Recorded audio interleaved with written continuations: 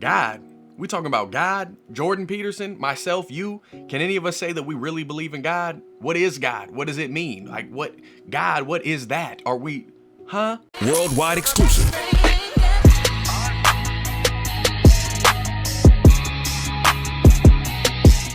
So then the question came to me, do I believe in God? And I don't like that question. And people have complained at me a lot, and I'm sure they have their reasons because they don't like my answers, you know, and I have two answers. They've kind of become stock, which is not a good thing. But they're the best approximate. I can't figure out why I don't like the question exactly. I had three sort of burgeoning hypotheses. One was, it's none of your damn business. That's the first one. So it's like a privacy issue. Like it seemed to me to be a question that was too private to be answered properly. And so, and you know, you could consider that a cop-out, and maybe it is.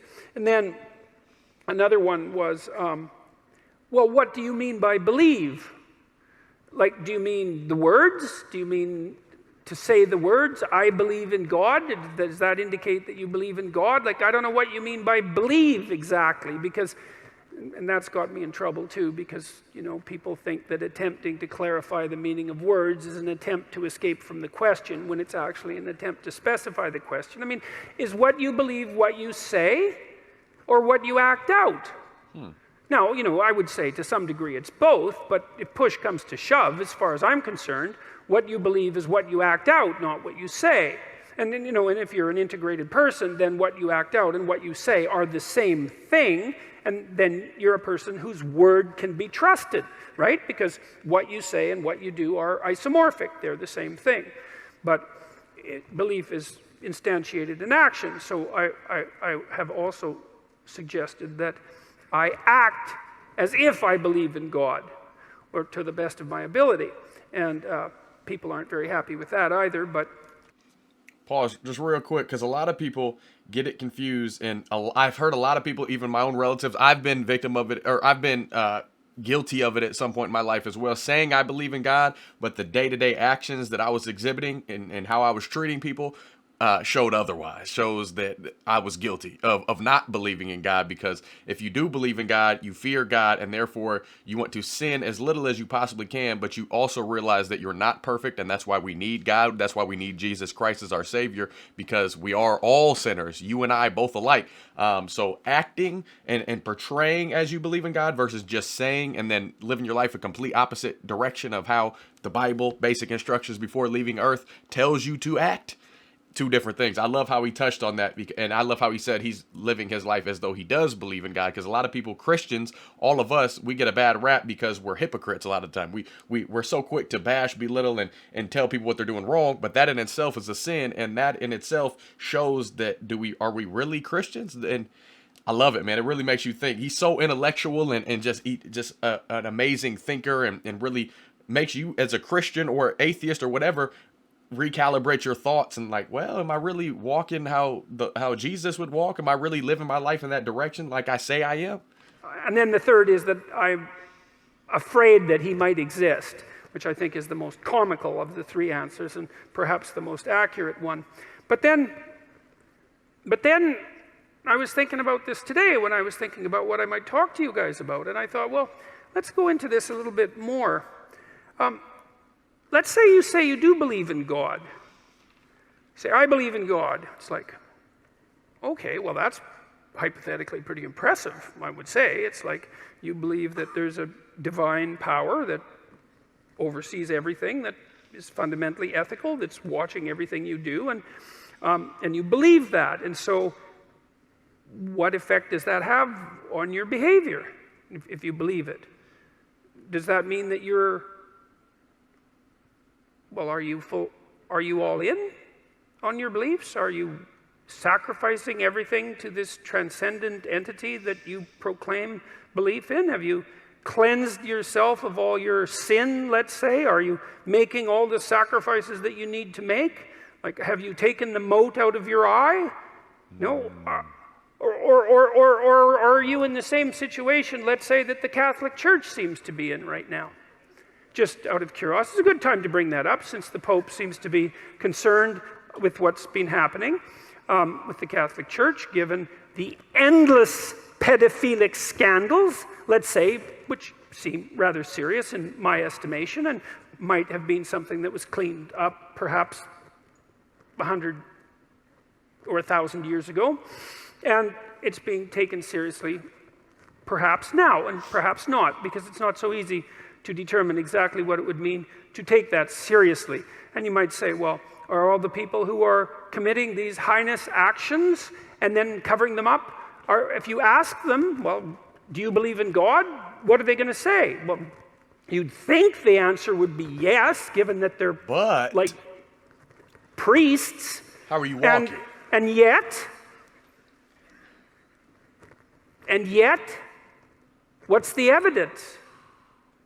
Well, the evidence isn't exactly so clear that the mere statement, let's say, or the mere acting out of the ritual, let's say, and I'm not trying to denigrate the statement or the ritual, but I'm pointing out that that's no indication of your right to say that you believe. Because you got, and I think this is why it's bothered me to answer this question. It's like, well, what right do I have to say that, to make that claim? I believe in God. Well, what's the claim? Is that the claim that I'm a good person somehow? Because you'd think that if you believed in God, actually, like seriously, that you'd be a good person, like right now, because, well, for obvious reasons, I would think. And so if that hasn't happened in some sort of miraculous sense, so that you're the best person you could possibly imagine being on an ongoing basis, and terrified of deviating from that path in a serious manner, then I don't see why you have the right to say that you believe in God. You know, one of the things Nietzsche said about Christianity, he was a great critic of Christianity, although also a great friend in a very peculiar way, in that sometimes your best friend is the one who points out your weakest properties, let's say. He said, as far as he was concerned, there was only one Christian, and he died on the cross. And that's a, you know, perhaps an extreme statement, but one worth giving some consideration to. It's like, well, then you look at what are you called upon? Let's say if you're going to proclaim yourself as a believer, you know. And I thought about this a lot as I've gone through the Old Testament. I did a bunch of lectures last year, and so what are you called upon? Well, you're called upon initially to act out the spark of divinity that's within you by confronting potential with the logos that's within you, which means to take the opportunities that are in front of you, the potential future, and to transform it into the present in the best possible way, using truth and courage and careful articulation as your guide. So that's the first thing you're called on to do. That's a major deal there. That's a tough one. And then the second is to make the proper sacrifices. That's the Cain and Abel story. Is like you want something, you genuinely want it, you want to set the world straight, then you let go of what's necessary and you pursue. You let go of what isn't necessary, no matter what it is, and then you pursue what's necessary. And then maybe you sacrifice your children to God. That was the story. Abraham. That's one of the next stories that comes up, of course, and you think, well, that's pretty damn barbaric, and the way the story's laid out, of course it is, but that isn't exactly what it means. It means that what you try to do when you raise children is that you try to do everything you can to impress upon them by imitation and by instruction and by love and by encouragement that they are crucial beings in the world whose ethical decisions play an important role in shaping the structure of reality itself, and that they have the moral responsibility to do that. And you get your ark in order, that's your family, let's say, so that when the storms come, you can stay above water for the 40 days of flooding, and you're capable of leading your people through the desert when the desert makes itself manifest, and wow, he's going back all the way to Genesis. You can escape from tyranny properly because you're wise enough to see it. And you take the full burden of being on yourself, all the suffering that's part and parcel of that. You accept that voluntarily, let's say, and you do everything you can to confront the malevolence that's part of you and that's part of the state and that's part of the world. and you make a garden around you. That's the paradise, a walled garden. It's a walled, well-watered place, so the forces of nature and society exist together in harmony, and you place your family in that so that they can live properly, and you treat your enemy as if he's yourself, and the same with your brother. And, well, then you can say, then maybe you can say, maybe then you have the right to say that you believe in God. Otherwise, maybe you should think twice about it. Because, you know, there's a line in the New Testament that Christ himself says. Two of them, I should read them too, because they're very relevant to this. I guess I could paraphrase them. A rich man comes up to Christ and says, good leader, good Lord. And he asks him a question about how it is that he should be a good person. And Christ says, don't call me good. There's no one that's good but God. And, you know, that's worth thinking about. I mean, the one person that in principle, in our ancient stories, had the right to make some direct connection between himself and the divine was unwilling to do it when challenged.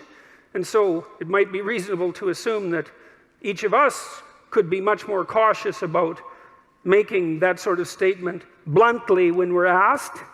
And then the other line is, not all those who say, Lord, Lord, will enter the kingdom of heaven. Got that about right? Which means something approximating, just because you make a claim to moral virtue, let's say, your belief in God, which I can't see how you can make a higher claim to moral virtue than that.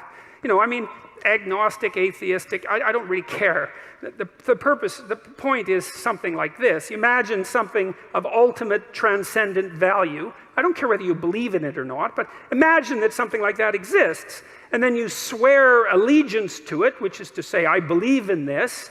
I mean, there's a heavy moral burden that comes along with that, just to allow yourself to utter the words without feeling that you should be immediately struck down appropriately by lightning.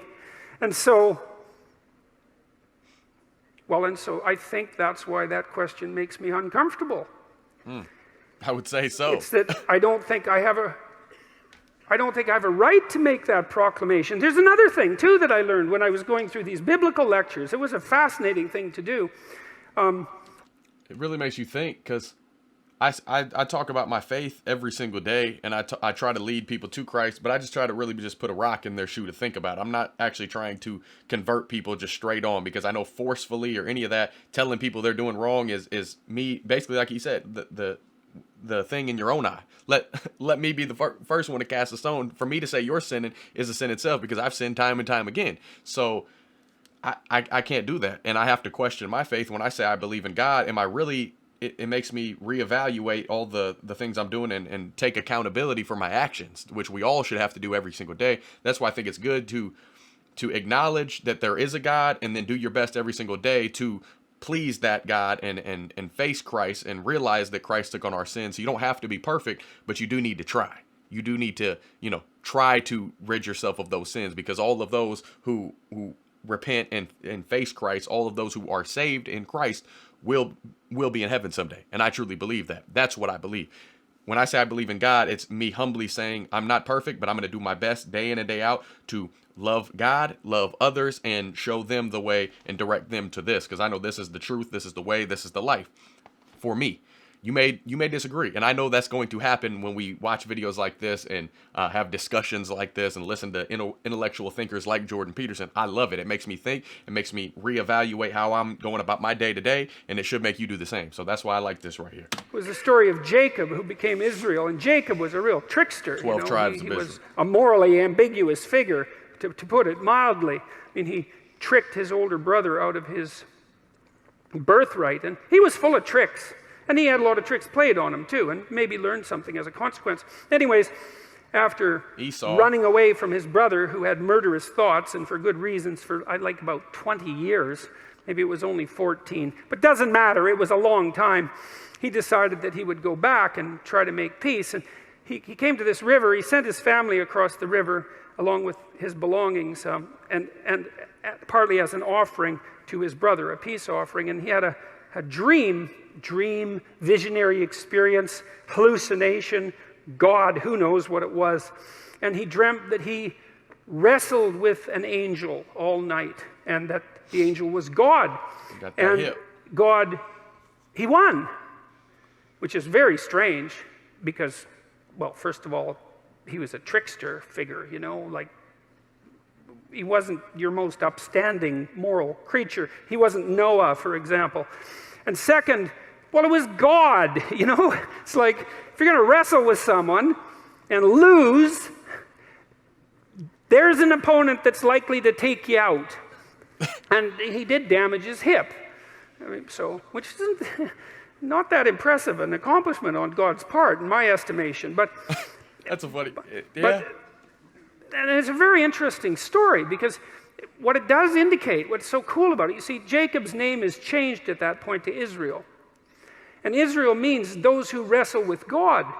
And that blew me away. That's one of the things I love about studying old stories is now and then you come across a piece of one and you see into it. You know, you see down into the depths that characterizes it. It's very difficult, but it happens sometimes. And it just flattens you. You know, to think that if Israel is the chosen people of God, that's the hypothesis, and what Israel means is those who wrestle with God, then think that seems to me to be such a hopeful idea because, well, everyone does that to some degree. I mean, you do that in your life because, well, you don't know what's of fundamental transcendent worth. You know, because who the hell are you? And what do you know? You know, you're struggling all the time with, well, I would say with good and evil. When you're struggling with yourself, you're struggling with the world. To portray that as wrestling with God, that's perfectly reasonable from a metaphoric perspective. And the idea that that's what characterizes the true people of God is that willingness to wrestle. That's really something because it kind of indicates that you're here as a contender, you know? You're not here to be happy. You're not here to be complacent. You're not here to be materially satisfied. Not that that would be possible. Anyways, but that you're here to contend with the structure of reality, right? And that's what will satisfy you because there's something to you. You know, you're not weak and nothing. There's something to you. There's certainly something malevolent and terrible. I mean, you know that. You look at how people behave. You look at the blood and catastrophe of our history. You can certainly see the absolute hellish depths of the human soul. But there's something that takes root in that and grows up out of that that's absolutely magnificent beyond belief, and that's looking to contend. You know, and I've often thought that I've been fortunate in my marriage because you think, well, you get married and you live happily ever after. It's like, you ain't been married. You gonna have some issues. That's not it. Is it? You don't want that even. You know what do you want? You want your partner to do just all she's gonna do is sprinkle rose petals in front of you, right? And pat you on the back of the head and tell you how wonderful you are constantly, day after day. Man, you'd be.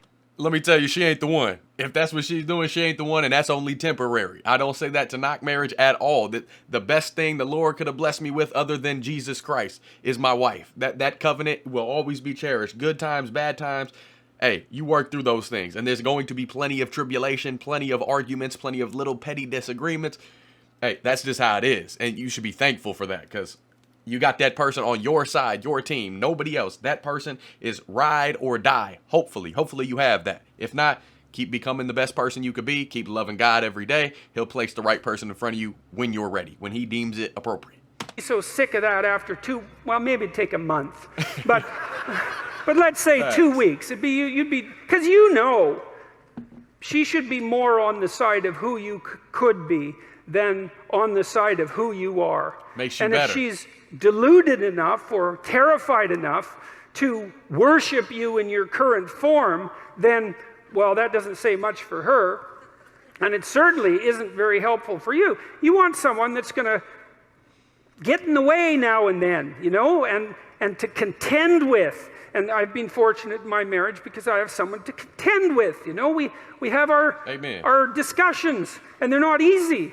Well, partly because we have hard problems to solve, because life is full of hard problems. I want someone who will stand up, and have her say, even if it's not what I would say. And maybe I'm even willing at times, because she's quite intuitive and a good dreamer, and I'm more facile verbally. And so we have to be careful in our relationship, because if I'm in a particularly ornery mood and she has something to say, I can usually slice up her arguments verbally, and that's fine as far as... Could you imagine being married to this man? Either his wife is top-notch debater, I don't know if that's a word, I'm patting it right now, or man, those arguments probably get intense. She's just like, man, I know you're extra smart, you're extra wise and intelligent. I'm not even gonna do it with you. Or she's probably she knows him so well, and she's probably helped make him so much of the man he is today and challenged him into becoming a better individual. Whether that's why he is so good at debates, partly because his wife, I assume it is. I'd like to give credit where credit is due. She's probably like, you know what? I know where you're going with this. I know where you're going. You're gonna say this, that, and that. You're gonna be speech seasoned with salt like Paul. And hey, guess what though? I got something for you. Let me tell you something. You remember Jordan back about 15, 20 years ago, however long they've been married? I know him. Don't get it twisted. You know who you're talking to? We're going to figure this thing out right here, right now. I don't care how many clever comebacks you got. I got something for it. And my wife's just like that, because before my wife, thank the Lord, she directed me to this. I wasn't raised in the good book, wasn't raised in the church. I wasn't an atheist. I was one of those people that said I believed in God, but I was walking in promiscuity, perversion, diving into porn like it was okay, acting all fleshly temptation, cursing left and right, just acting all willy-nilly, going wild. Literally, it was Gibby gone wild, or Devin gone wild if you know me as Devin Gibson. Thank God for my wife challenging me. She was raised in the church. That doesn't mean you're perfect, but she directed me towards purpose. She directed me towards truth and something to strive for. This right here is an everyday challenge, something to strive for, to be better, to say, you know what, I'm gonna wrestle with the good and evil, but I'm in the game. Coach, put me in, because I'm ready for the fight. I'm ready for the challenge of, yeah, okay, I may sin today. I'm probably going to sin today, but I'm going to acknowledge that my sin is actually evil, and it's Satan lurking, and I'm going to do my best to battle that and chop that down until as little as possible till the day I die. I can't take these material things with me, all this greed, all this obsession with idolatry and all of that. None of that's going to matter when I'm 6 feet under, when I got to face judgment in the Lord. So every single day, I'm striving with purpose to do better, to walk how Jesus walked. And he took on the evil that was in the world while he was still perfect. And he's always going to be perfect. He took it on. He said, you know what, Lord, forgive them. They don't know any better, but I'm going to give them something to look to. I'm going to give them something to have hope in and have that salvation. That's why I get up day in and day out and build my foundation on this. If you can build your marriage on this, which you can, it's a choice that God gave you. He gave you free will. So if you want to go evil, if you want to go destruction, Satan's happy to have you. But if you want to have purpose and strive for progress and elevation day in and day out and true love and peace, you look to this every single day. Martin, my man, agrees with me, my cat. I can usually slice up her arguments verbally, and that's fine as far as I'm concerned, because I get to win. But it's stupid. Well, it's stupid. But you don't really win, fellas. That doesn't mean I'm right. It just means I can formulate verbal arguments slightly faster than she can. But her intuitions and her dreams are often extraordinarily accurate. Mm-hmm. And so we've learned to some degree to buttress each other's arguments, just on the off chance that the person that you were foolish enough to marry might know something you don't now and then about something important, You better set that pride down, tuck it into bed. It has so what do you want? Well, you want someone to contend with. And then it's an adventure, and then you have someone that you love and that you respect. And that's not a bad combination for longevity of relationship. And then maybe if you have someone that you love and respect and that you can communicate with, then your children also love and respect her or him. And then that's pretty good for them, because they've got some parents that they could love and respect. That's a good combination. We need it that solidifies their life. And so you want to contend with them. And you want a job that's challenging, I would say, that pushes you beyond what you already are. And God only knows how hard you need to be pushed in order to go beyond where you are. But, to some degree, if you have a choice, it's not that uncommon that what we'll do is choose to be pushed to the limit, especially when we're at our best. We think, well, where's the limit? It's here. Maybe I can manage that. I'm going to push myself right to the damn limit. Then I'm going to push myself a little bit over just to see if it's possible. And if that happens, then, you emerge with a sense of triumph. I'm now more than I was, right? And maybe that's what you're here to be, is to be more than you were, right? To push those limits. And to do that, you contend with the world. You wrestle with God. You don't casually say, I believe, because who knows? No one knows, right? We're separated from the infinite by death and ignorance. We don't know. We contend, we wrestle. And in that maybe we find our destiny. At least we find our purpose. We find something that justifies us to some degree. If I'm awake at night wondering and I think, God, I pushed myself as far as I could in this effort, whatever the effort that I'm considering happens to be. I pushed myself. I don't have a weight on my conscience because I let something go or I failed to accomplish something. I mean, I do often have those sorts of weights. I'm talking about the rare times when I don't. It's like, well, there's something that's where there's some atonement and some peace as far as I'm concerned, where that contending and that wrestling has been successful. And I would say that insofar as you're deeply involved in that, like completely involved in that, thoroughly involved in that, then you have the right to say that you believe in God. And since I'm not like that 100% of the time, or even approximating the percent of the time that I would like to be like that, despite my best efforts, then when people ask me, I'm not going to say something virtuous like I'm a believer, because there's plenty wrong with me that needs to be fixed before I would dare utter words like that. Thank you.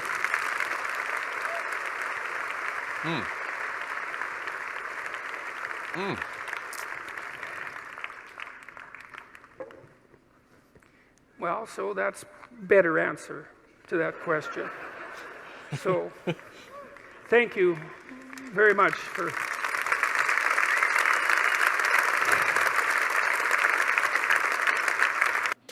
Wow. I never, ever, and I don't know if you guys are in the same situation, but to form it in context like that, to say, how dare we say we're believers when throughout history, going all the way back to Jesus, even before Jesus, talking about Noah and Jacob and then Joseph and all of that. Y'all know the stories, or if you don't, I encourage you to start reading. You got a lot ahead of you. But he's saying, how dare we say we're believers if we're going the complete opposite direction and we can't truly fathom the between all the ignorance and the infinite just creation, everything that God is and what he wants, and the judgment that we'll face at the end of our lives for all the sins that we've committed. How dare we say we're believers if we're walking in sin filthily every single day? So I don't know how he would word it, but I would say I'm striving to walk like Jesus every day. Now, I do say I'm a believer, and it makes me question, am I saying the wrong thing? Am I saying the right thing? I think if it comes down to each individual. We're always going to have our own opinions. Everybody has them like elbows. Everybody's got a few of them.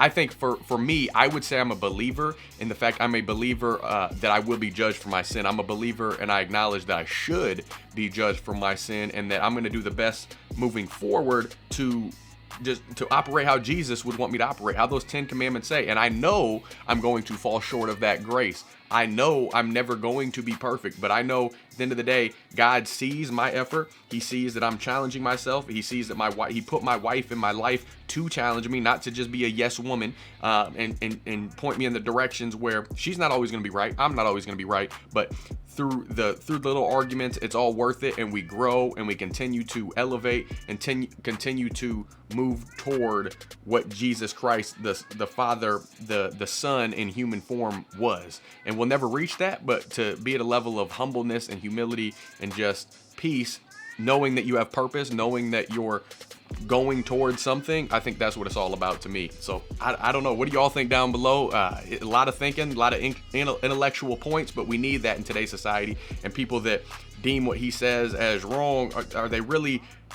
Are they disagreeing with what he says, or that they disagreeing with the premise of judgment, because nobody wants to face judgment and facing God and realizing that there is a God?